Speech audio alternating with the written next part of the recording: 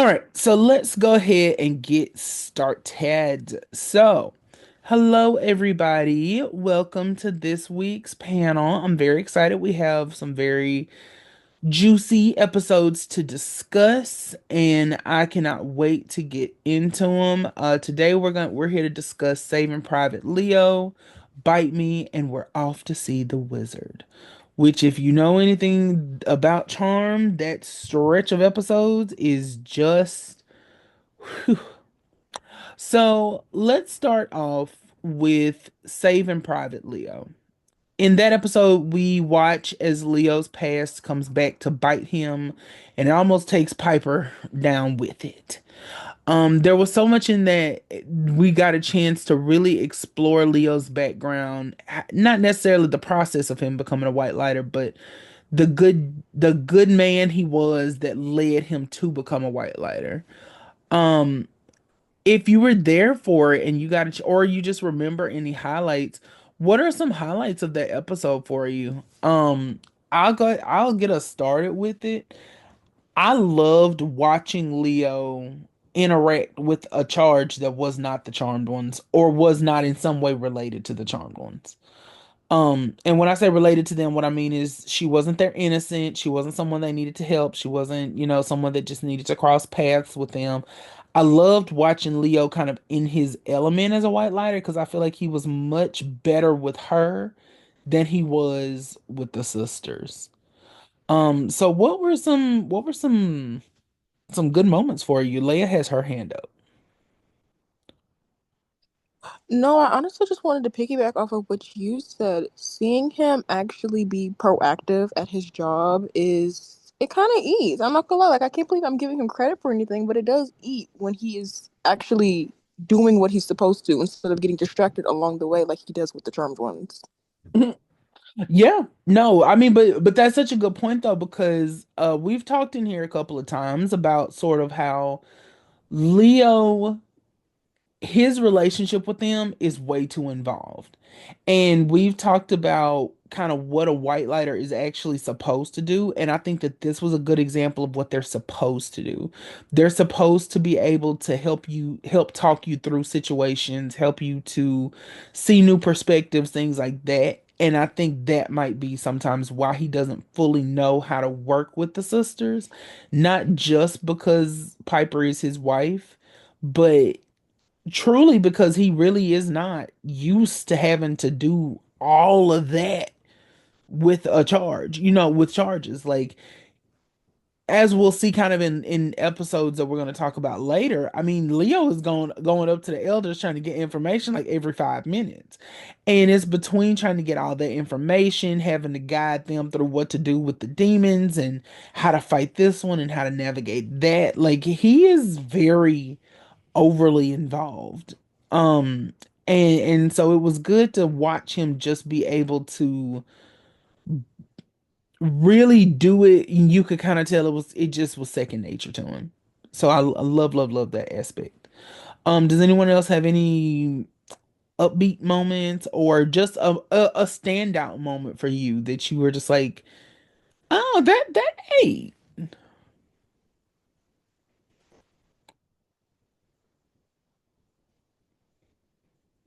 Okay. Um, so let's get into sort of our big bads of the episode. This episode features two brothers who are ghosts, and they were actually friends with Leo. And we find out that him going to help another soldier, when he went to go help that other soldier, his friend's tent got bombed and both his friends died. And so they've been holding on to a grudge for 60 years trying to get revenge on him or at least his family because, they were wronged and they feel like they need some kind of retribution. So, how do we feel about them as villains? Or do you even think that they were villains? Because I kind of had a little thought process on them, but I'd like to hear from y'all first.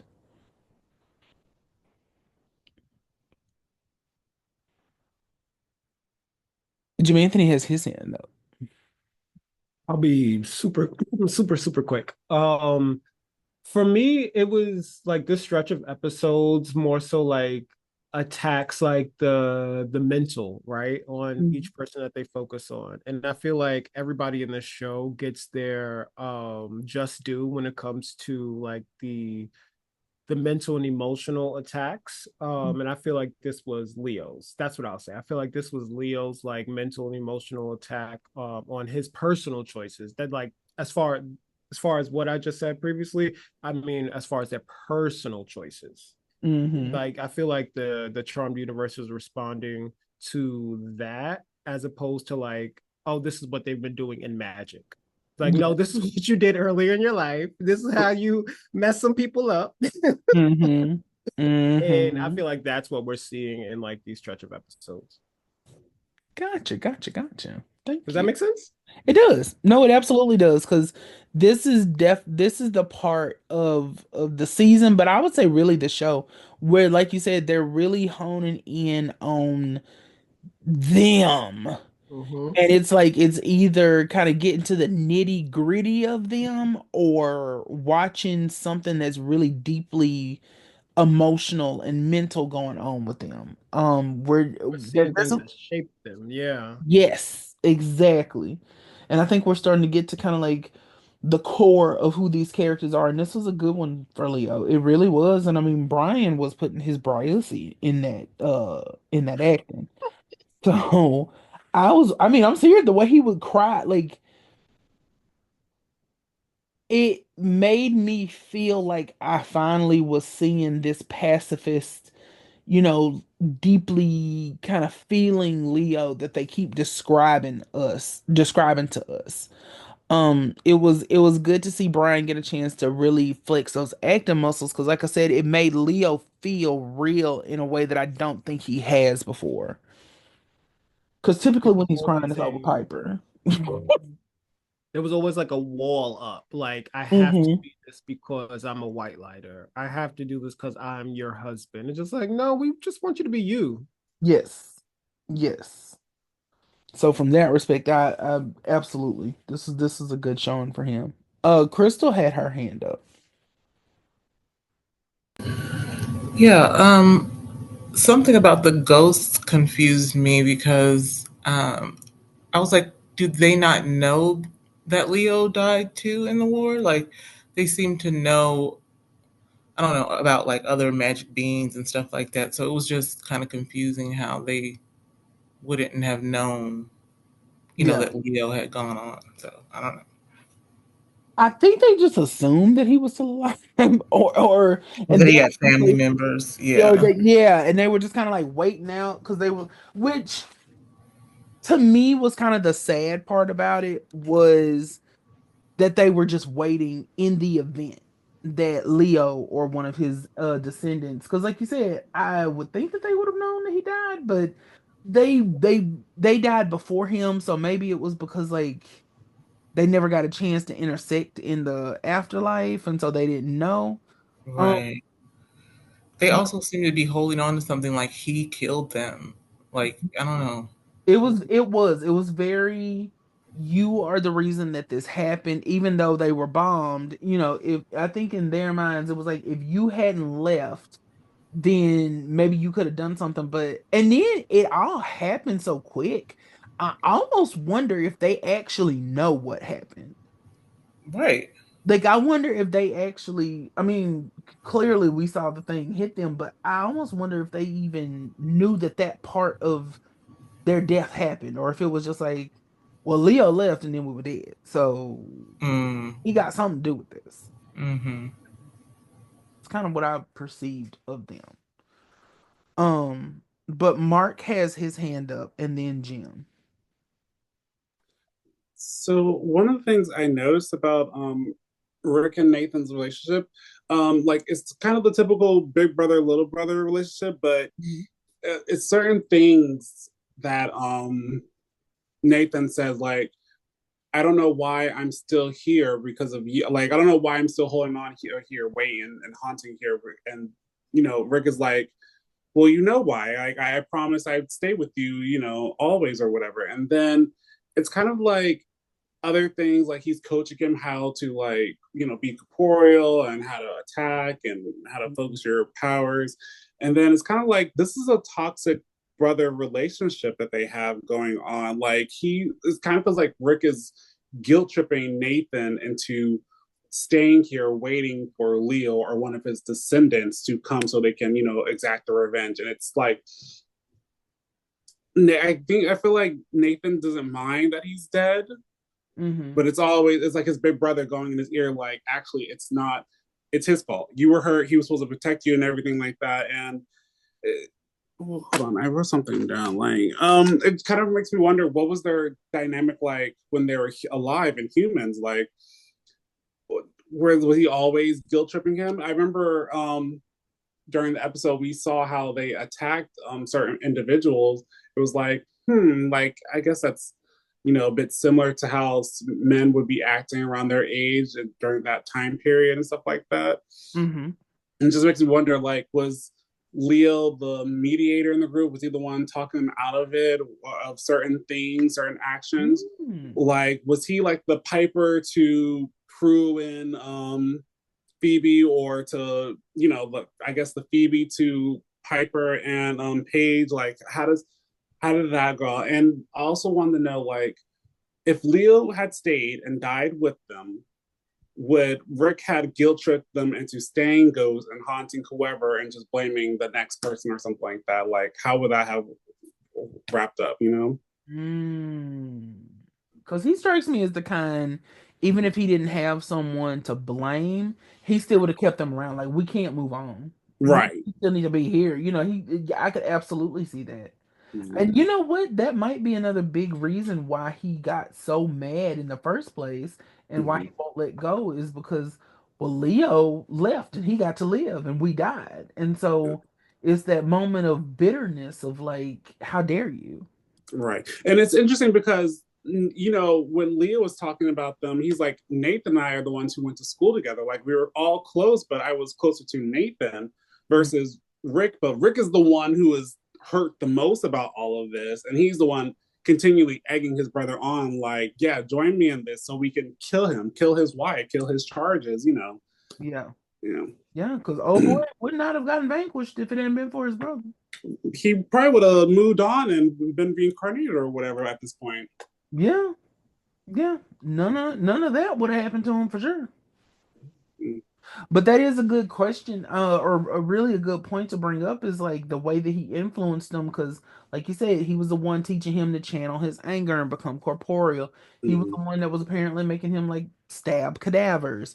Everything was always kind of like at his insistence, and he also had him doing, reconnaissance for him. Like he had Right. spying on them, so it was very. There was definitely an imbalance in their relationship. Absolutely. Absolutely. Jimmy Anthony has his hand up. I was just gonna comment on their relationship in Leo's like while living. I feel like Leo was the one who like grounded the trio.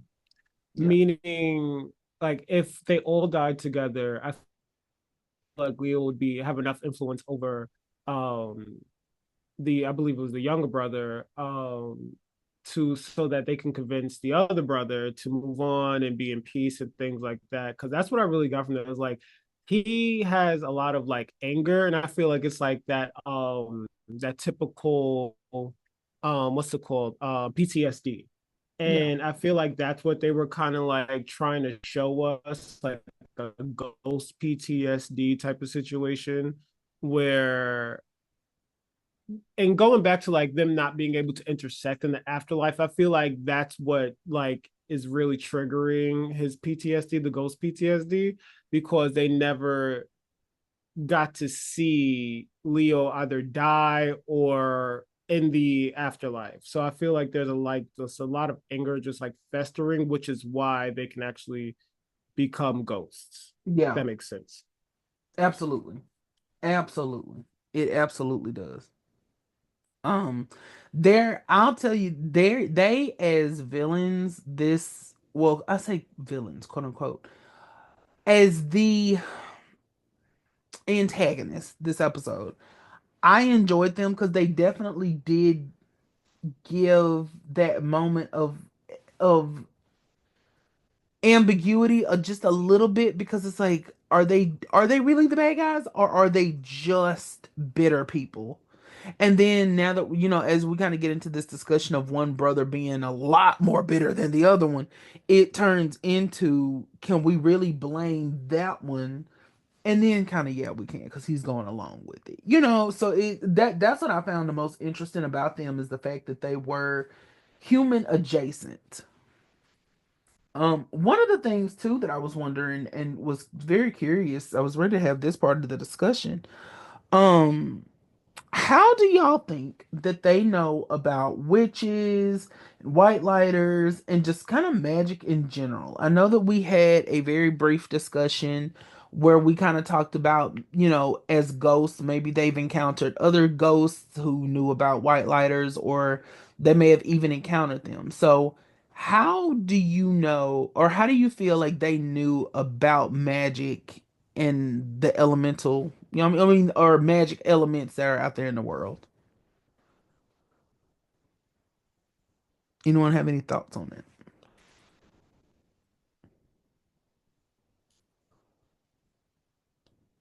I mean, I have thoughts. I feel like when you go to that ethereal place, you just start learning about certain things because you're in that in between, if you will. And I feel like that's where a lot of watching can come into play, a lot of learning can come into play because of just how um fluid that realm is. Hmm. So maybe they were just watching and learning over, I mean, over the course of 60 years, there's a lot to see, That's true. That is true. And especially if they're leaving themselves in the physical realm, like as like poltergeist type of thing. Like, especially, they're coming from this plane to, I don't want to say they're in the astral plane, but whatever plane they were in. yeah, Um, it makes sense to for them to have educated themselves just by seeing certain things from people. yeah, that's true. And we don't know. I mean, witches might have come in there before. Maybe, Right.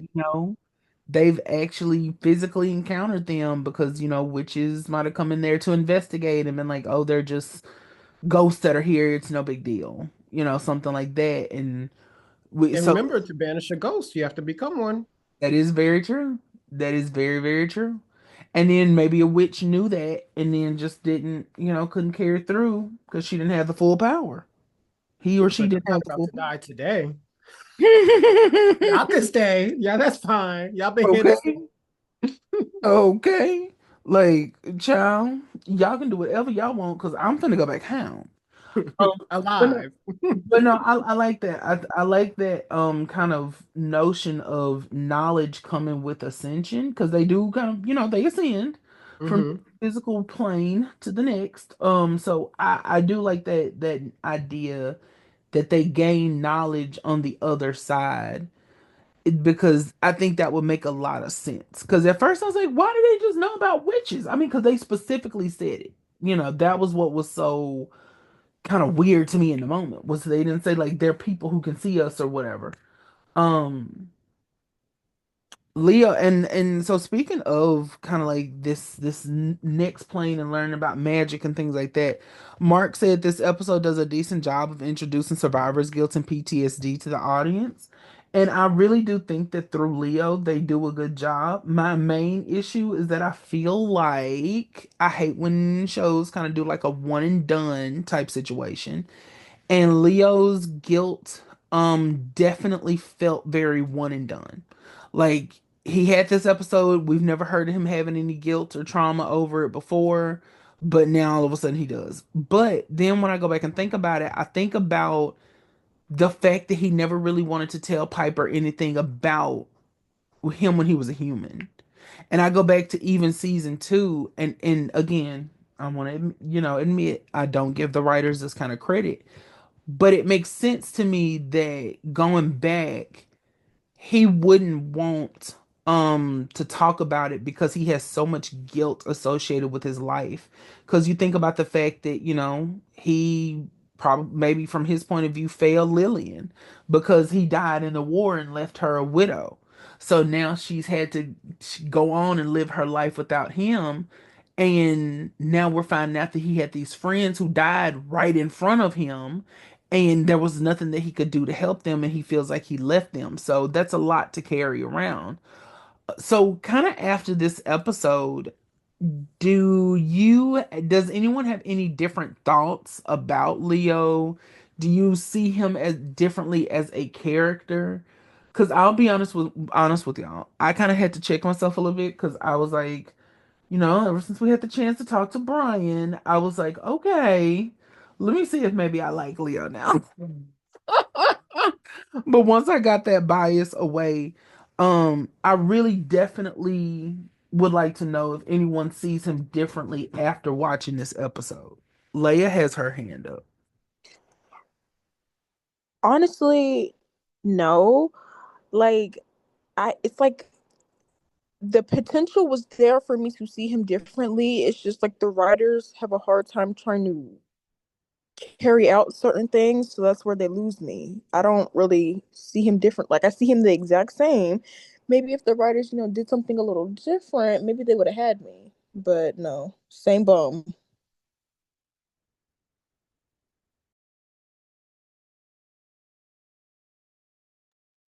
Mark has his hand up, and then Jen. I I was gonna say I do. I've always liked Leo. I just like Leo more when he's able to do his job, successfully. Because like there's certain times where he's just not in the mood to do his job, or maybe it's just sometimes it's the writing around Leo. It doesn't actually show us that he's actually competent at his job and stuff like that. So I love being able to see that. I love them fleshing out Leo, especially because granted, I know the show is about the sisters, but it's also nice for the people around them to be developed too. So like moments like these, it just reminds me like, oh, you know what, Leo is actually a pretty good guy from time to time. I do like him. So it didn't really change too much for me. It might have boosted it just a little. I caught you. I caught you. I think you're right. I will say this, Jimmy Anthony, I see your hand, and I just want to say this one thing. I agree that he needed a little fleshing out. I think it works because he is such a huge part of their life, not just as their white lighter, but also um as Piper's concubine. So it's like if anybody was gonna be fleshed out, it needed to be Lily. Jim Anthony has his hand up. I do like getting to know this being better or more because like you said, it is such a significant part of their life. Well, he's such a significant part of their lives, and actually, important to their magical journey as a guide. But I will say, as far as this episode go, well, post interview Brian, or post Brian interview Leo, um I actually, it didn't make me shift anything, because I think I said this to you personally, like, or I might even said it on there. Someone who can make you hate their character as an actor, job well done. So is the fact that Leo is either liked or disliked is, kudos to Brian. Um, but as far as like this episode lore goes, I appreciate it. I appreciate them giving insight to him. But like you said, it's a one and done type of thing. And it's just like, well, we're not getting this added to him. Yeah. So it's for me, it's just like, well, okay, dot, dot, dot.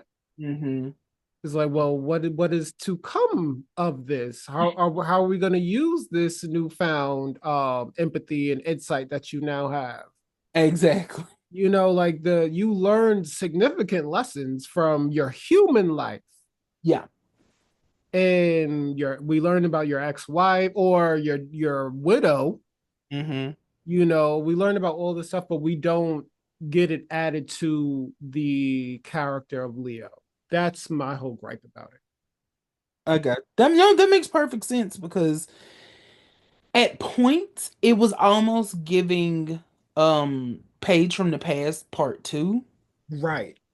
And it, even though it felt very unique to Leo, it also felt very like they just needed to fill the episode count in kind of like the grand scheme of things, because it just felt like they were like, okay, how can we, let's go into Leo a little bit, let's kind of go into his backstory. They It's like they started recording the episode and they're like, wait a minute, hold on. We may not have enough. said, wait a minute, two ghosts. He watched them die in a fiery explosion right in front of them. He's got survivor's guilt over it. Ooh. I was like, okay, cool. He's gotten affected, and now he almost couldn't say, or he got there late, couldn't save an innocent because he was so traumatized by, ay, ay, ay, we just did the same thing. It's like, where did we go from here? Where do Mhm. we go from? That's Very much that's remember when he remember. remember when you remember. Like it was definitely given that. Trying to I figure it out. agree that it didn't necessarily shift my, like I said, it made me think of things that he's done that made me go, oh, okay, well maybe that's why he did X, Y, and Z. But as Mhm. far as like my opinion of the character, it didn't shift it Yeah, it too. doesn't shift much. Yeah, like at first I thought it did. At first, now the episode eats a lot more than I thought it did, if I'm being 100% honest with you. Mhm. But um as a whole, it didn't quite make me feel anything about Lily that I wasn't feeling before. So, I think it was a good episode, but it definitely was, maybe a little maybe a little lacking in that department. Yeah, let's get some continuity from this, please. Exactly. Exactly. So one of the big subplots of this episode too is Cole trying to sabotage Phoebe and make her move out of the manor because he wants to separate her from her sisters. This doesn't necessarily take precedent in the episode, but it does, it's a pretty big, piece of it. So how do we kind of feel like now they're married? This is after Cole has done his gaslighting of Phoebe. So, I mean, of Paige in Fifth Halliwell. So, how are we kind of feeling about the storyline so far? Because this is Cole literally working to make Phoebe want to move. He's doing things like, making the electricity shut off and making the smoke alarm go off, things like that, just to annoy her and really make her feel like she needs her own space. How are we feeling? How are you feeling towards Phoebe? How are you feeling towards Cole? Does anyone have any kind of any thoughts I'm sorry, there's something outside and it distracted me, and that's why I'm I'm sorry. But Mark has his hand up. Okay, so I'm not mad at Phoebe for wanting to move out. I think I've already said it. It's just the way she did it. Like, Phoebe just has this.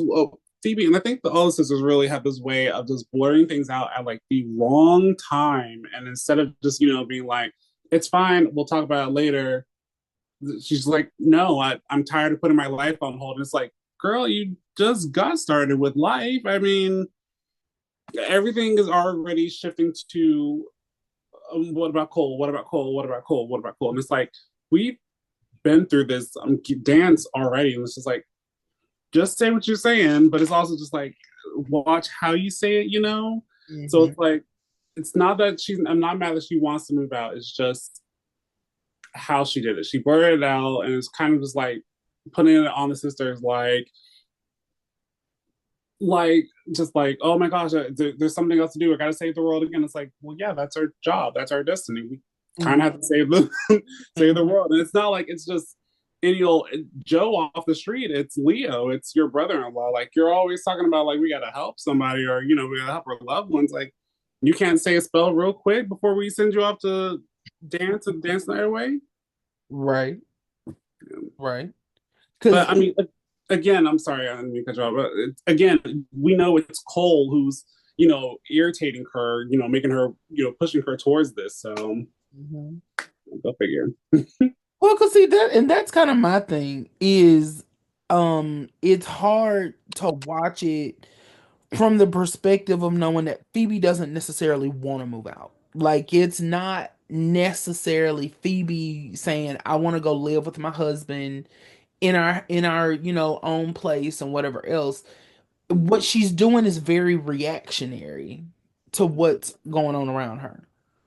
And that coupled with the fact that she's listening to Cole and his constant insistence that they move, like it doesn't feel like Phoebe is making the decision to move. And I think that's why she almost kind of like wants to just rip the band-aid off and just Yeah. kind of, because that's what Phoebe does is she creates situations to make what she wants come true. So I want to move, and so I'm going to bring up how I'm constantly putting my life on hold, and I'm going to bring up that Piper and Leo aren't normal as a way to justify why they didn't move out of the house, and not bring up the fact that I basically, was being passive aggressive the whole time, even though Piper wanted to. Like she's constantly seeing the things that makes that thought process that she thinks is going to be best for Cole come true. And so Right. that's what feels a little off-putting about it. Jim Anthony has his hand up. If I'm being honest, that's exactly what makes like these few episodes a little or very off-putting to me personally Mhm. because of that these choices that this girl is making. And I don't necessarily blame Cole because Cole is evil. Like I've said this through and through. Like we know, and Cole loves power.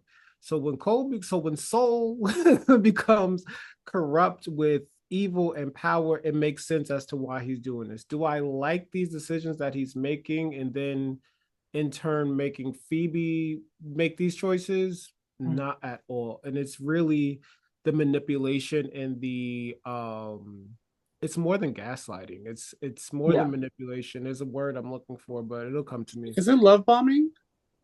No. No, No. I no, think he no. love bombed her when he was Balthazar, if I'm being 100. Okay.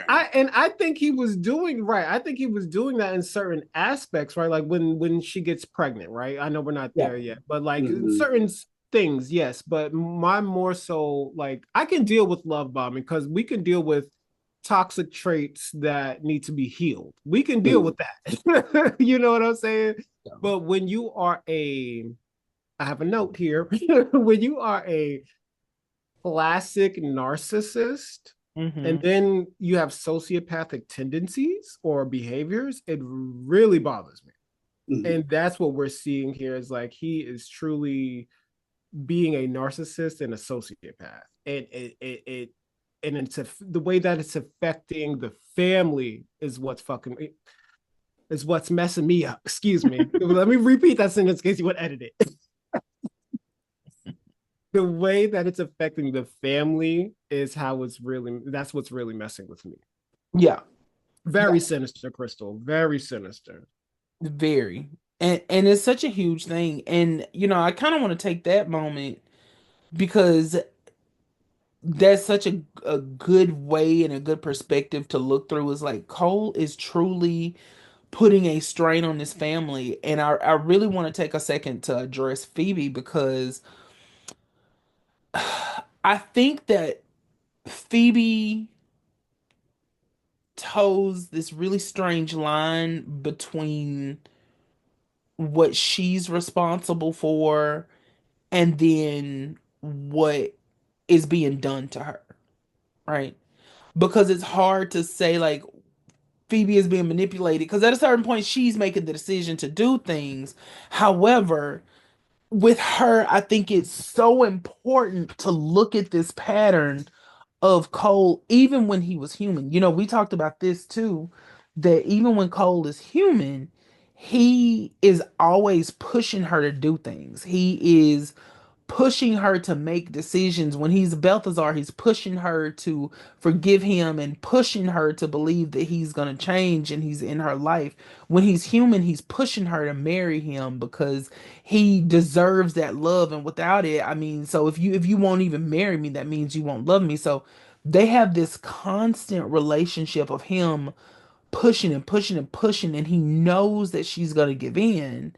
And I feel like here it's the same thing, so it feels so familiar. But what's different now is that Phoebe knows that she doesn't want to do these things. Like before, I think she convinced herself, like, this is my happiness, I'm good. But here you can see or sense, rather, that Phoebe doesn't want to do it. And it makes it so uncomfortable because now she's choosing him over her sisters to a much higher degree than she has before, from my perspective anyway. And so like this set of episodes is definitely hard because you watch it and you're like, Phoebe, why are you doing this? You know, like she does so many things where you're like, girl, what are you doing? And then then you turn around and it's like, okay, well, she is getting manipulated. My girl is getting toyed with. So it's like I wonder how y'all kind of feel about that line that's going on with her, you know. Do you feel like she's teetering on the line at all? Or do you feel like she's fully victim? Do you feel like she's fully making her own choices? I would just kind of love to know some perspectives on that.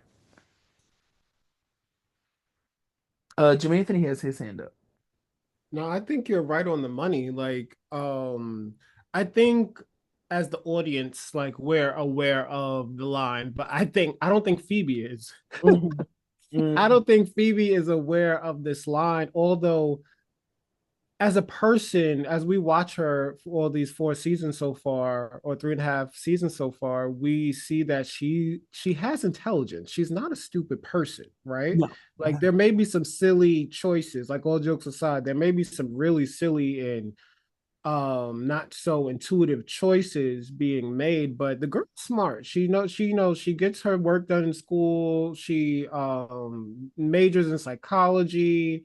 She's able to get a career as soon as she steps out. Well, I'm getting ahead of myself, but all in all, I don't think she's aware of the line.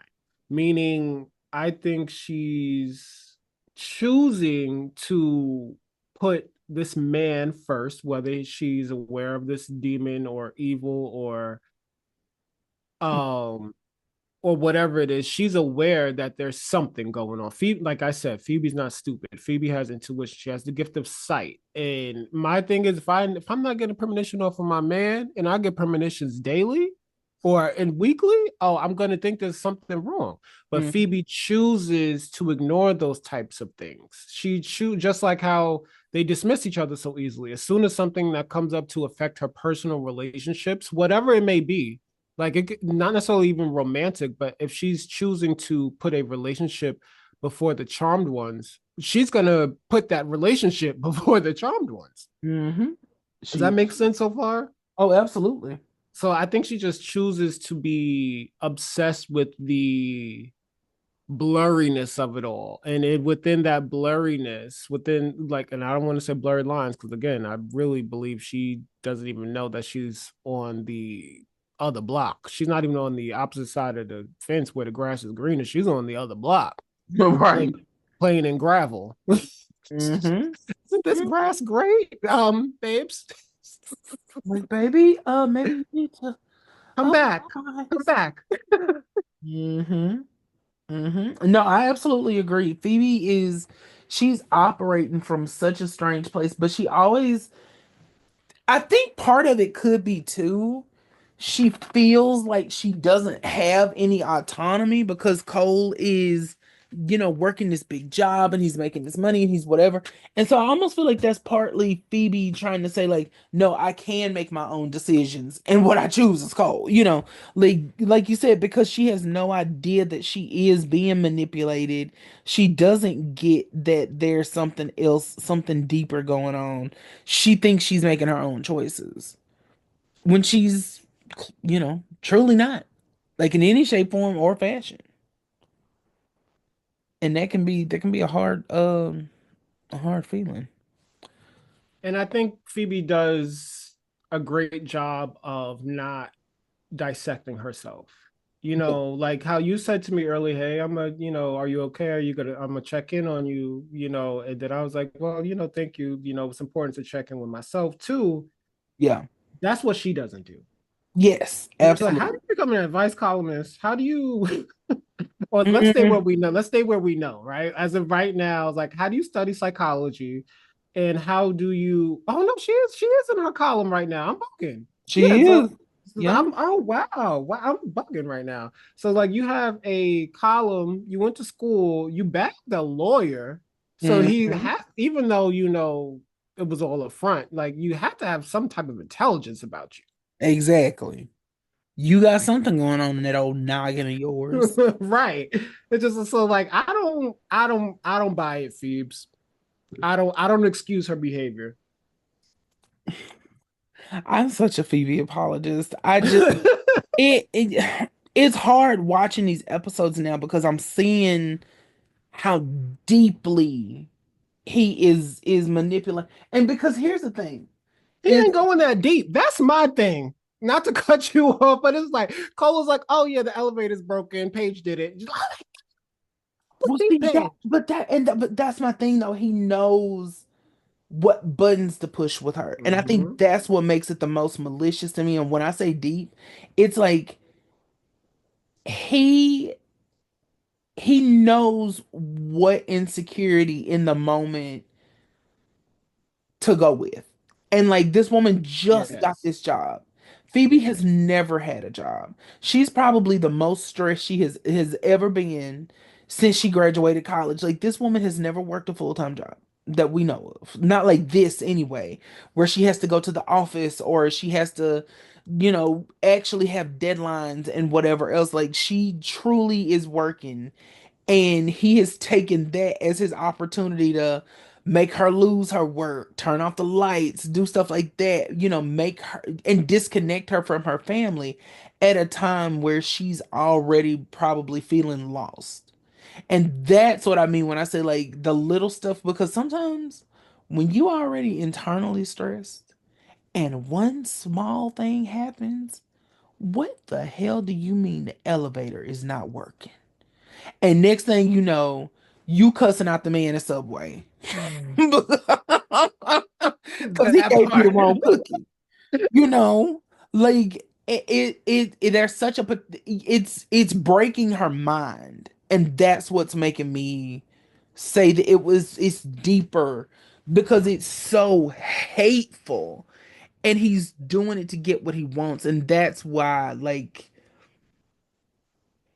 Phoebe, like I said, Phoebe is making her own choices, don't get me wrong, but this goes back to the whole way that he came into her life in the first place. Lying, manipulating, every single thing that he says and does to her being strategically placed to get the result that he wants. But she never cared about that because she still stayed in the relationship. So that's why I think what you're saying is making sense Yeah. because the beginning of the relationship now showing in this part of the relationship is exactly what Phoebe fell in love with. Well, and see, I don't know how far I want to go in saying this.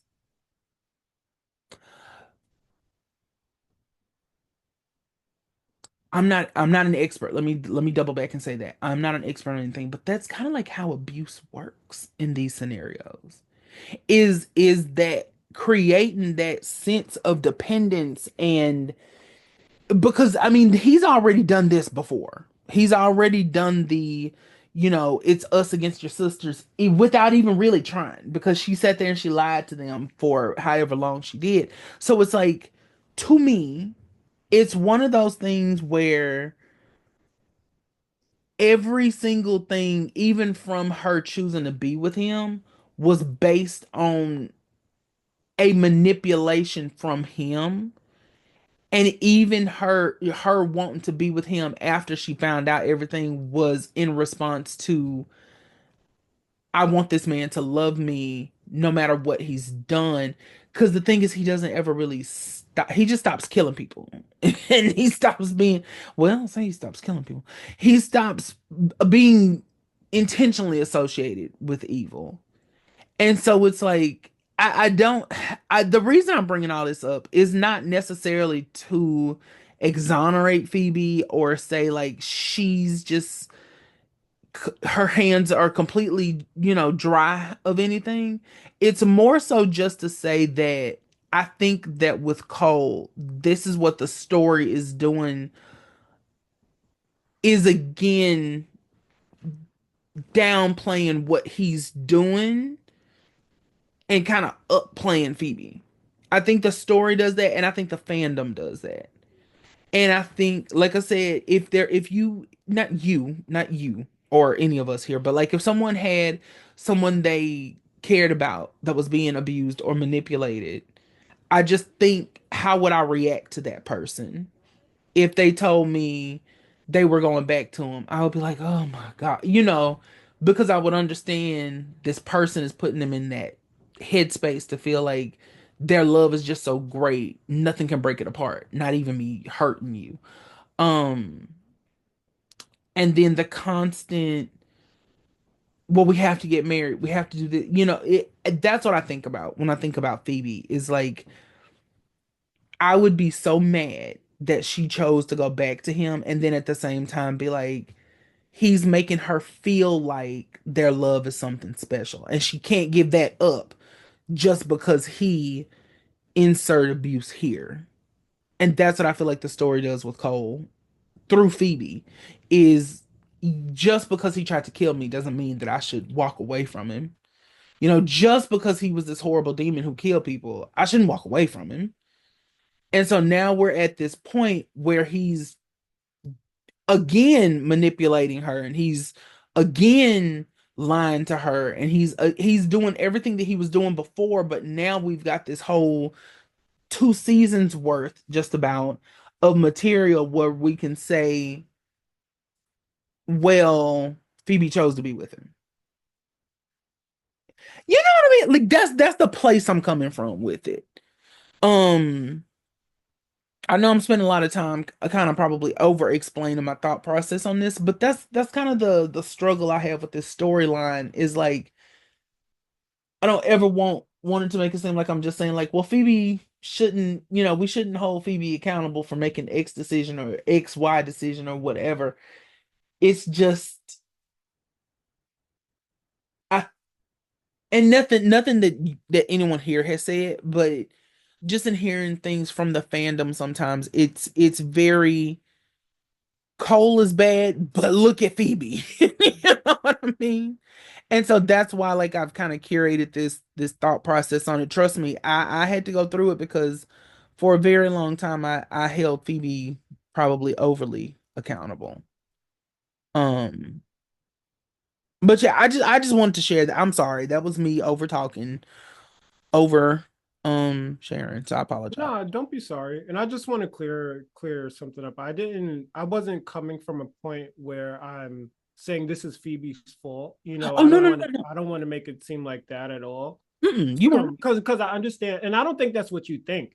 I'm just saying, because as far as what you were mentioning about the fandom, I had that thought right before you said it. I was like, oh wait, let me just clear it up. I'm not blaming Phoebe as a woman, as a person, for doing the things she does, but at the same time, just like for me, when I'm aware in hindsight of the decisions I made, I can be vulnerable enough to say, oh shit, I messed up. Mm-hmm.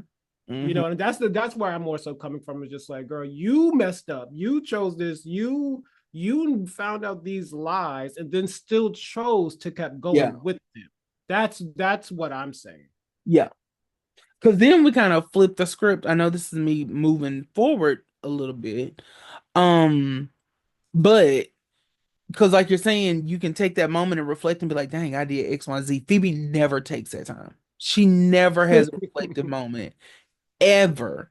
And if she does kind of semi reflect, it comes I'm not trying to laugh, but when she does kind of semi reflect, it comes from a place of I hate him because he manipulated and lied to me and he brought me down his evil world. And it's like, Well, what did you do, girl? okay. What did you do to get in that world? You know, you would think sometimes from hearing it that he took her kicking and screaming. And so it's but I'm saying that to say that, like you said, Phoebe doesn't even if she were to try to take accountability that she shouldn't, because sometimes that can happen and you can, kind of feel like I should have seen it, I should have X, Y, and Yeah. Z, and then you can beat yourself up in a way that you really don't need to because you didn't do anything wrong. But she never even has that kind of moment. It just kind of is like, okay, well, that's over now. So very, very good discussion. Sort of before we move on to our next episode, there is one last little thing I'd like to bring up about this episode. So in Saving when the ghosts attack Piper, she freezes the knife and then brings her hand down, and the knife comes down with it. Now, that's something I just wanted to bring up because I think it's a momentum thing, and I've seen theories that she can control momentum, and I just think it's crazy because why are we not using that power more often? Like if we can do things like that, maybe we should be utilizing that a little bit more. To do what? I don't know fully, but maybe we should find ways because that moment ached, but it kind of didn't make sense, but it kind of did at the same time.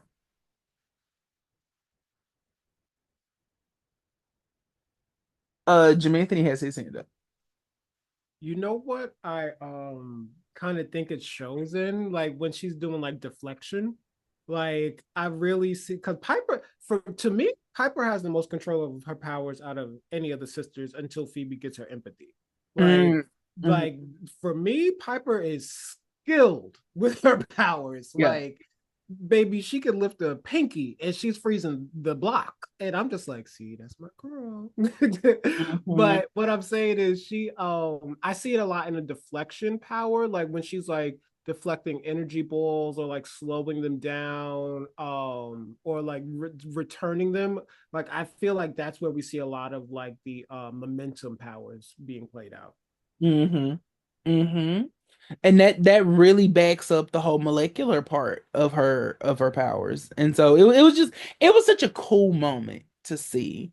And it made Piper feel more, kind of like boom boom pow. But then at the same time was like, girl, y'all will really just introduce anything. Leo was involved, so you know she That was is showing up. true. That I'm surprised she didn't manifest another new power, honestly. I Listen. listen. Cause if it comes to saving that man child, she gonna do whatever it takes. Okay, Prudence, Penelope, Patricia. Maybe actually, this episode, this is another interesting point. I'll say this, and we'll go ahead and wrap up.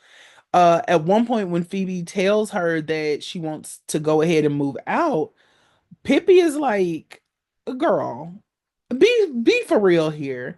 And then as Phoebe is going and they're kind of getting into it, and Piper's realizing, like, oh, we're gonna play that game. She realizes she really doesn't have time to play, and she tells her, okay, you go get your man, and I'm gonna save mine. Go to your party. And Phoebe, is kind of like, oh, you hate me right now. And Piper just doesn't say anything. She's like, girl, go. Go ahead and go do what you got to do. So I love that moment from Piper because it feels like I love it and kind of don't like it at the same time because it feels like yet another moment of Piper giving Phoebe a pass and not really wanting to address in a significant way the things that are happening, but then at the same time, it feels like she's just prioritizing and saying like, I'm gonna go save my man because we don't have time to keep standing here and talking. So I was just curious if anyone had any input on that. If not, it's okay. We can just. I'll be quick. I like that moment. It just really just kind of is like, you know how the sisters they like to draw out things, and it's just like it's really not that deep. There's kind of like a more pressing matter at the time. We Mhm. really can't talk about this later. Just please get out my face so I can try and save my husband. Go be Mrs. Turner, Cole Turner for the night. Just if we need you, we'll call you. Just do that. Yeah. Exactly.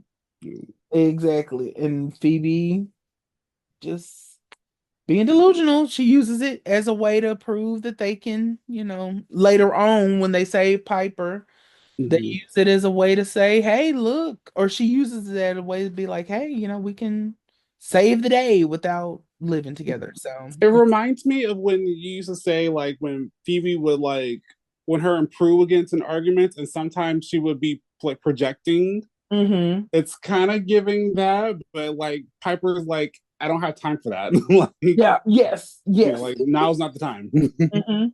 Like, girl, I cannot play this game with you. I gotta go get my man. I have to. I'm gonna say this, and then I see Brittany has her hand up. Um, Sometimes when I say the word delusional, I wanted to say this. It is so hard to figure out a word for Phoebe because and I was talking to Diamond about this one day. Like, I don't think that the word delusional necessarily fits, but it's so hard trying to figure out a word to really kind of describe her because my girl was in her own little universe, and it would just be funny to watch sometimes. But Brittany has her hand up.